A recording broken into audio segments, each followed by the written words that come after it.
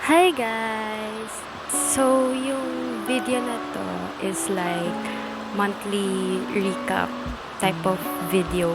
Plano ko kasi here is parang magvo-voice over ako ng parts ng journal ko. Yung ibang nasulat ko for the month.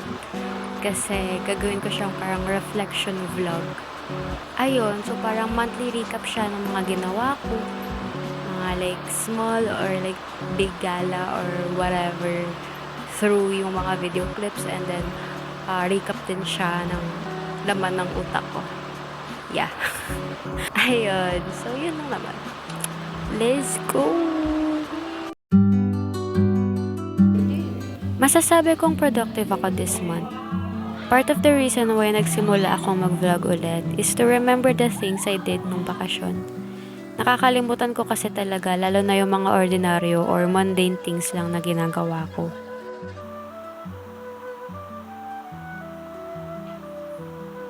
Seeing my planner, narealize ko na if hindi ko isusulat or i-document yung mga bagay na ginagawa ko, gano'n pa man kagrande ito, makakalimutan at makakalimutan ko lang. Iyan kasi yung problema ko. Pagdating ng pasukan, feeling ko nasayang ko yung bakasyon na walang ginagawa, when in fact ang dami kong little things na natapos. Kaya ayun, bago magbakasyon, gumawa ako ng list ng mga bagay na gusto at kailangan kong gawin this vacation.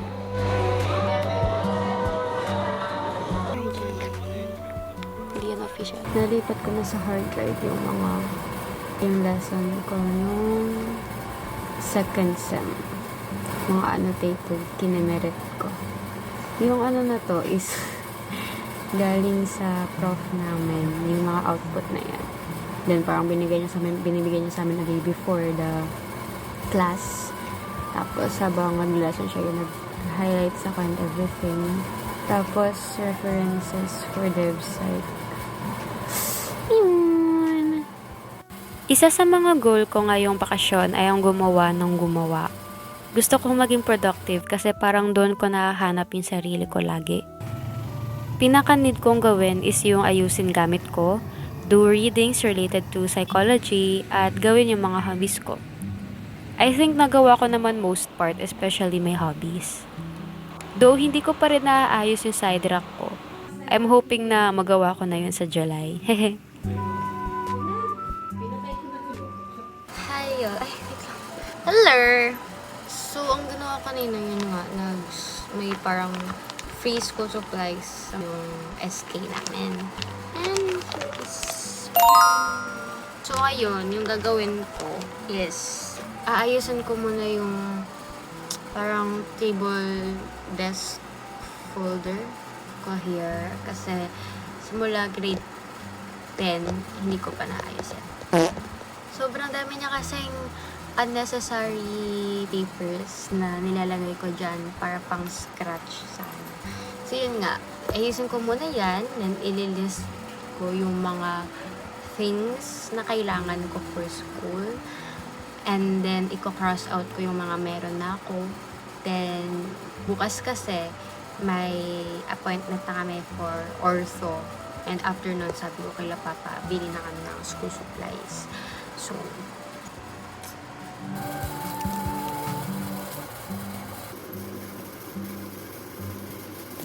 hey, so I just finished ayusin yung mga kineme ko. Tapos, nakahanap ako ng kasi nung grade 10, sobrang binder girl ko. Yung mga nabili ko noon is yun na yung ginagamit ko pang notes ngayong college. Kahit nung senior high. Tapos, I have this. Actually, tatlo to. Tinapon ko na yung isa. Kasi sira-sira na rin yung cover noon. Pero, nung inayos ko yung desk folder ko, yung ko nakita na ang dami ko pa, like, 3 pack ng refill pa yun for A5 na binder. I was like, pero kasi hindi ko na talaga ginagamit. O, ginagamit ko na lang pag nagpaparecord ng notebook yung ibang teacher namin nung senior high. So, meron kasi akong parang 2 journal or notebook na need for like, parang pag-listing ko Like, kunwari, kailangan may bibilhin akong ganito. Kaya like, mga password. I mean, di yung literal na password and email. Kung saan lang sila nakalagay. Yung mga ganong stuff, kailangan ko nun. And like, notebook for random stuff na pumasok sa isip ko. Like, kunwari, ay, gusto kong gumawa ng ganito. Susulat ko siya doon. Nakita ko lang to sa YouTube. And parang, I feel like it would work on me. Lalo na akong sobrang daming ideas sa pumapasok sa utak ko. Tapos makakalimutan ko siyang ilagay sa planner ko. Tapos parang ko siya, ika-categorize ko siya kung saan ko siya ilalagay. So, that way, hindi ko makakalimutan na gawin siya. Ngayon, lilista ko na yung mga kailangan ko na school supplies para maayos sa bukas pagbibili. Sinabi ko rin sa sarili ko na gusto kong bawasan yung pagdo-doom scroll ko ngayong bakasyon. Plinano ko talaga na ibalik yung connection ko sa mga hilig at hobbies ko kasi doon ko nararamdaman na hindi ko nasasayang yung mga araw ko. Gusto ko talagang bumalik yung creative spark ko kasi feeling ko pa wala na siya, especially nung may pasok pa.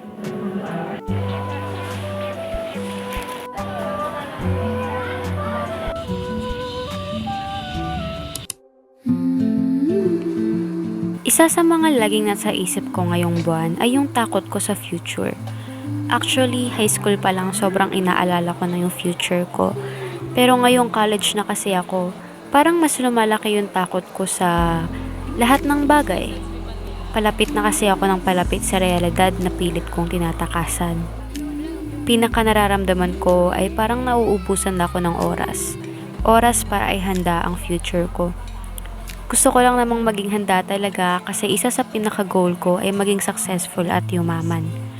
Kung para sa iba, hindi naman lahat ng pagyaman, pero kung magiging totoo lang tayo, ang hirap mabuhay ngayon kung hindi ka mayaman, lalo na't ang dami kong pangarap sa buhay. Sobrang kinakain ako ng thought kong to the point na yung algorithm ko sa social media is puro how to make money in kineme-kineme na rin. To be honest, kaya ko naman talaga gawin yung mga yun. May enough skills naman ako sa designing, organizing, pero enough lang kasi hindi ako ganun kagaling. Wala naman talagang nagsisimula na magaling na. Ewan ko ba, it's a me problem na lang talaga. Tulad nung one time, naligo kami ng kapatid ko sa ulan. Sobrang spontaneous lang nun. Nagdadalawang isip pa nga ako kung tutuloy ko pa o hindi. Hindi ko kasi alam kung ano bang ginagawa kapag naliligo sa ulan. Paano ba maglaro? Ganito ako sa bawat bagay na gusto kong simulan. Parang pakiramdam ko kasi na pag-iiwanan na ako. Yung ibang kaedad ko, alam na nila yung ganito, ganyan, o kaya may work or business na sila. Feeling ko I'm setting myself up for failure kasi hindi ko nga mapagkakitaan yung hobbies na meron ako.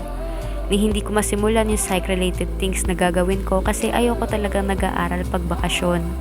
Ito lang yung time ko para gawin yung hobbies ko.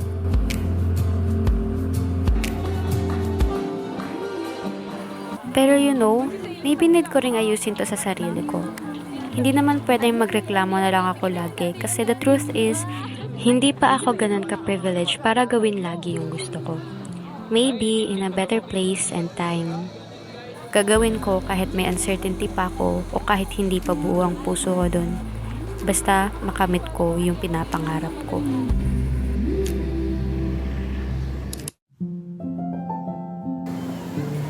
Hindi ko alam kung dahil sa sleeping schedule ko kaya may drowning thoughts ako or dahil sa drowning thoughts ko kaya ang pangit ng sleeping schedule ko.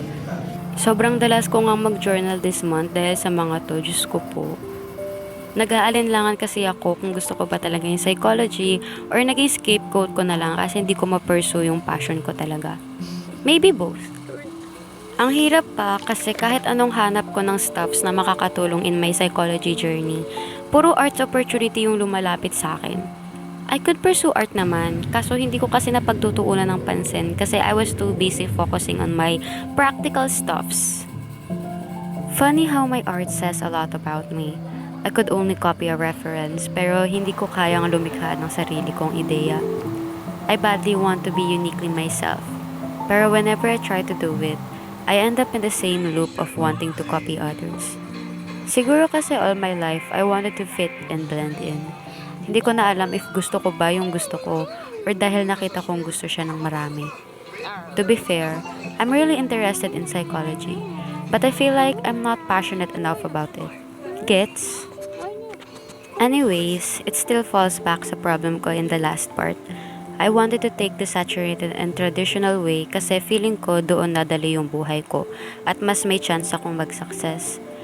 Dahil sa pilit kong paglayo sa sining bilang propesyon, pakiramdam ko na hindi ako sapat sa kahit anong gawin ko. Hello! Gara ng outfit ko. Outfit? Nandito na ako sa point ng bakasyon where kung hindi ko na masyadong nasusunod yung planner ko. Kung ano-ano na lang yung ginagawa. I mean like, kung ano yung matripan ko. Kunwari, ay, ako gawin ito ngayon. Sa ibang araw na lang. Ganon. Tulad nito. Sabi ko kahapon, magde-declutter ako. Upcycle ng shirt. Tapos, upload. Nakapag-upload ako. So, check yan. Pero tignan mo yung...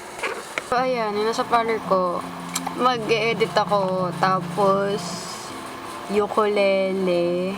Tapos, nag-upload din ako. Yun yung nagawa ko. Sa tatlong nandito, upload lang yung sunod. Pero ngayon gagawin ko na yung upcycle shirt. Ngayon, pinipilit kong i-enjoy yung mga hobby at pag-vlog nang walang pressure kung kikita ba ako or ano. The last thing I want ay mawala ang passion ko sa sining. Sana sa susunod makalaya na ako sa pag-iisip na to. I also made an effort na wag na magpalipas ng opportunity dahil natatakot ako. Nag-join ako sa isang online conversation by Education PH kasi for me makakatulong siya sa akin sa goal ko na makihalubilo pa sa mga tao. At I think malaking bagay yun sa akin bilang isang psychology student. Hi guys, so kakatapos lang ng online conversation, something na natanan ko. Ang dami kong knowledge na nakuha from that. Kasi parang, yun nga yung pinag-usapan namin sa mga karanasan ng pagiging bakla or pagiging part ng LGBT community sa loob ng school, sa paaralan. And may mga halo-halo, may mga part ng school admin, may mga teacher, may kami, students, yun. And parang hearing yung experiences ng ibang students doon na grabe talaga yung na-experience sila sa school. It's like, doon mo talaga marirealize na yung fight for LGBT and SOGI bill is more than just us asking the government, the society to let us love who we love. Hindi lang siya basta doon. Malawak siya kaysa sa kung anong gusto namin isuot, kung sino ang gusto namin mahalin. Malawak pa siya doon. Tulad nga dun sa sinabi ko dun sa parang freedom board, patuloy tayong lumalaban para ang bawat aspeto ng ating buhay, maging ang edukasyon, ay maging mapagpalaya at maging safe space para sa ating susunod na mga henerasyon. Kasi hindi lang talaga sa kung sino yung gusto namin mahalin or sa pananamit namin yun. Sobrang daming aspeto niyang natatakel. Part siya dun sa bullying. And kung yung teachers mismo ay hindi magiging safe space para sa mga estudyanteng part ng community, paano nila a-actionan yung bullying when it comes to gender, diba? Sobrang grateful ako na naka-gain part ako nito. Actually, nakita ko lang talaga sa FB duman sa feed ko. Tapos nag-register ako. So, guys, if may opportunities kayong ganun, join kayo kasi sobrang dami yung makukuha na information, na insights na hindi lang sa atin bilang estudyante or sa inyo bilang mga guro or part ng school, maging sa mga like yun, sa iba't ibang experiences ng mga taong kabilang sa community nyo. So, ayun, sobrang fulfilling, insightful din para sa akin. So, I recommend it. Sa pagtatapos, paalala ko sa sarili ko ay ituon na lang ang focus sa sarili at buhay ko. Ayoko nang maging hipokrito sa pagsasabi sa iba na may kanya-kanya tayong takbo sa buhay, pero hindi ko magawa sa akin. Hindi ko man ma-pursue ng sobra sa ngayon ang sining, maswerte pa rin ako dahil may oras pa rin ako para magawa ito. Ang buhay ng iba ay hindi buhay ko. Maganda naman yung naging start ng bakasyon ko, yung first month. And like, mas namamotivate ko yung sarili ko to do things instead of mag-doom scroll lang. Ayun, mas natutunan kong gawin na ngayon kesa ipagpabukas ko pa. I'm trying to learn that kind of routine. Ayan, I think it's a really big progress sa akin. And isa sa mga napansin kong improvement sa akin ngayong bakasyon is bumalik yung spark ko sa mga bagay na gusto kong ginagawa dati. Na like, bumalik yung pagiging creative ko, creativity spark ko, which is, nalulungkot talaga ako dati kasi akala ko nawala siya. Pero, guys, I think it really is the phone. Na para bang tama ata ang mga parents na atin. Pero hindi ko naman sinasabing, like, nag-stop ako mag-phone fully. Like, kunwari pag before ako matulog, ngayon naman, sleeping schedule ko talaga yung problem. Nag-doom scroll pa rin ako, pero sabi ko sa sarili ko na hindi, pag magpo-phone ako, hindi ako yung pang doom scroll lang. Dapat something useful yung nakukuha ko sa pagpo-phone ko. And doon, bumalik yung spark ko sa psychology. Yung pagdadaot ko noon, pinilit ko yung sarili ko na to connect myself with my surroundings and sa mga nangyayari talaga sa iba, to like really engage my mind. Yung mga research topics, ideas ko, nag-overflow talaga. Hindi naman sa nag-overflow, parang flowing talaga siya. And dun bumalik yung spark ko sa psychology after my doubt phase nung this month. I think I'm liking this na yung pagbabawas ko ng doom scrolling sa phone kasi ang dami kong creative things na nagawa ngayon. Nag-felt craft ako, yung brooch. Nag-redesign ako ng damit ko. Nag-design ako ng tote bag ko. Nag-aral ako ng new song sa ukulele. And nakapag-sketch ako, kahit sketch lang. Pero unfinished pa siya sa iPod ko. And nakagawa pala ako ng poem na hindi ko pa napapolish. Nagawa ko yun kasi na-miss ko yung girlfriend ko. Pero ayun, hindi ko sinasabing tigilan niya yung pagpo-phone, guys. I'm saying na use the time wisely. Hindi niya naman pipilitin yung sarili ko, hala, parang wala na akong kwenta, ganito lang ginagawa ko sa phone ko. Hindi. I'm saying na i-engage, try to engage your mind more when you're using your phone. Wag lang intake ng ideas. Try to question some of it. Try to be curious. Be curious. Yun lang talaga. Be curious, guys. In the end, natupad ko naman yung mga yung iba sa mga nakalista dun sa planner ko, and I think that's a really a good start. Sana mas maging mabait sa akin ang Hulyo at sana mas maging fulfilling pa ang last month ng bakasyon ko. Yun lang naman. Bye!